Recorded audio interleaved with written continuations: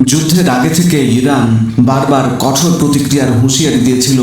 ইরানি সামরিক কমান্ডাররা বলেছিলেন, আক্রমণ হলে গোটা মধ্যপ্রাচ্য অঞ্চলে যুক্তরাষ্ট্রের সামরিক ঘাঁটিগুলো লক্ষ্যবস্তুতে পরিণত হবে। এমনকি গুরুত্বপূর্ণ সামুদ্রিক পথ হরমুজ প্রণালী বন্ধ করার প্রতিশ্রুতির কথাও জানিয়েছিল ইরানের বিপ্লবী গার্ড বাহিনী আইআরজিসি। আমেরিকা ও তার মিত্ররা ইরানের এই হুঁশিয়ারি কানে তুলেনি। কিন্তু যুদ্ধ শুরু হওয়ার পর দেখা যাচ্ছে ইরানের পাল্টা আঘাতের ব্যাপ্তি ও কৌশল যুক্তরাষ্ট্রের প্রত্যাশার চেয়েও বেশি বিস্তৃত হয়েছে। এমনকি ঘাঁটি ছেড়ে মার্কিন সেনাদেরকে কাতার, দুবাই ও সৌদির হোটেলগুলোতে আশ্রয় নিতে হয়েছে। সেখানেও নিস্তার নেই। মধ্যপ্রাচ্যের নামি দামি সব হোটেলে আঘাত হানছে ইসরায়েলি মিসাইল আর ড্রোন। যুদ্ধ শুরুর 2 সপ্তাহের মধ্যে ইরান পারস্য উপসাগর জুড়ে সংঘাত ছড়িয়ে দিয়েছে। বিশ্বের অন্যতম গুরুত্বপূর্ণ সামুদ্রিক পথ হরমুজ প্রণালী দিয়ে তেল ও গ্যাস পরিবহন প্রায় স্থবির হয়ে পড়েছে। অন্তত 1.5 ডজন জাহাজ ইরানের টার্গেটে পড়েছে। এমন পরিস্থিতির চাপে জার্মানি ও মার্কিন নৌবাহিনী হরমুজে পাহারা বসাতে অস্বীকৃতি জানিয়েছে। হরমুজ দিয়ে তেলবাহী ট্যাঙ্কার জাহাজ পার হতে না পারায় বৈশ্বিক বাজারে জ্বালানির দাম দ্রুত বাড়তে শুরু করেছে। ট্রাম্প এখন বাধ্য হয়েছেন রাশিয়ার তেল বাণিজ্যের ওপর থেকে নিষেধাজ্ঞা তুলে নিতে।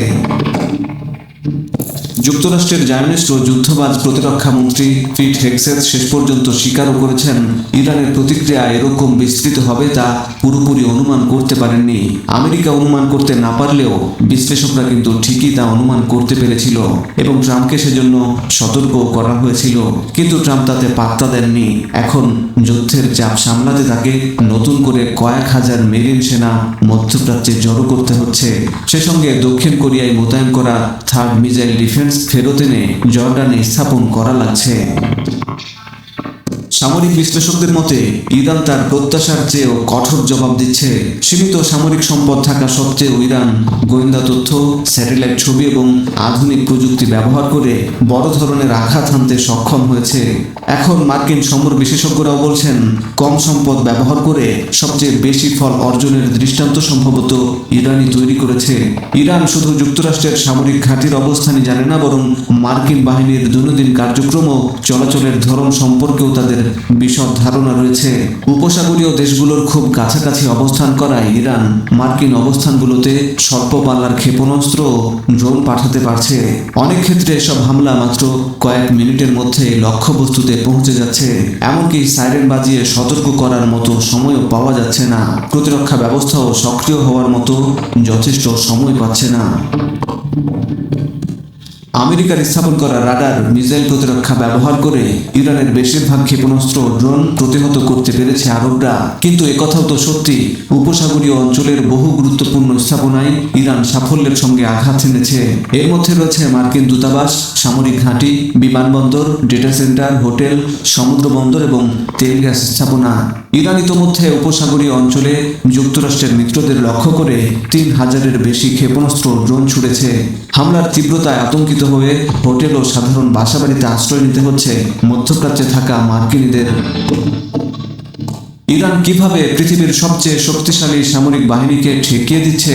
যুদ্ধ বিশারদরা বলছেন, বর্তমানে বাণিজ্যিক স্যাটেলাইট ছবি সহজেই কেনা যায়।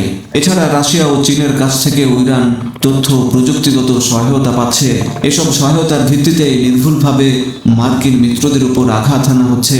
এছাড়া গত বছর ইসরায়েলের সঙ্গে সংঘাত থেকে গুরুত্বপূর্ণ অভিজ্ঞতা অর্জন করেছে ইরান। সেই অভিজ্ঞতা তারা এবার কাজে লাগিয়েছে। পাশাপাশি লেবানন, সিরিয়া ও ইরাকে ইরানের হয়ে লড়ছে বেশ কয়েকটি প্রক্সি যুদ্ধবাজ গ্রুপ। এসব বাহিনীর সমন্বিত হামলায় ইরান যে সফলতা দেখিয়েছে তা সত্যি গোটা দুনিয়াকে চমকে দেবার মতোই। क्या तुम जानते हो कि B2 बॉम्बर एक्चुअली टर्न कैसे करता है? इसके विंग्स पे स्प्लिट कंट्रोल पैनल्स लगे होते हैं। जब ये पैनल्स मूव करते हैं तो ड्रैग क्रिएट होता है और प्लेन टर्न कर पाता है। लेकिन छोटे एंगल्स पे ये पैनल्स ज्यादा इफेक्टिव नहीं होते, इसलिए B2 थोड़ा स्लो टर्न करता है। कन्वेंशनल प्लेन्स के उलट B2 में एलरॉन्स और वर्टिकल टेल्स नहीं होते, वो सब हटा दिए गए हैं ताकि प्लेन ज्यादा स्टेल्थी रहे। इसका flying wing design radar waves को स्कैटर करता है और body coating left over signals absorb कर लेती है। इसी वजह से इसका स्टेल्थ परफॉर्मेंस नेक्स्ट